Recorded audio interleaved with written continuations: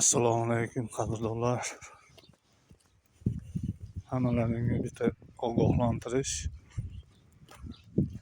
Xazna degan ilova bor-ku. Shu muddatli to'lov deb reklama tashab, o'zi ilovani o'zi muddatli to'lov. Shunga men ariza qildim muddatli to'lovga biror narsa olayin deb.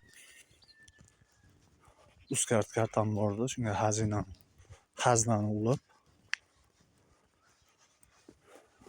ariza qilgandim muddatli to'lovga. Arizangiz rad etildi deb kelib, kartamdagi pullarni yechib yotibdi. 1 so'm solsang 1 so'm, 10 so'm solsang 10 so'm, hammasini shu tushganda yechib yotibdi. Ishonchi yo'q bularga. Ulanmanglar.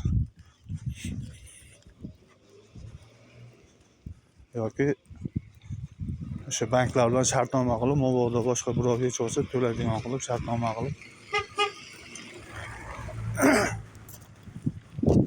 Meni ishonchi yo'q ularga, birortasiga ishonchi yo'q.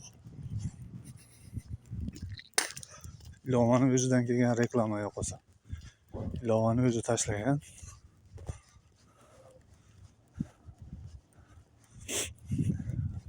Mutaxassislarga yozsang yozmay qo'yapti. Javob ham qaytarmayapti. Qo'llab-quvvatlash xizmatlari ham olmayapti. Umuman gaplashib bo'lmayapti. Ishonmanglar.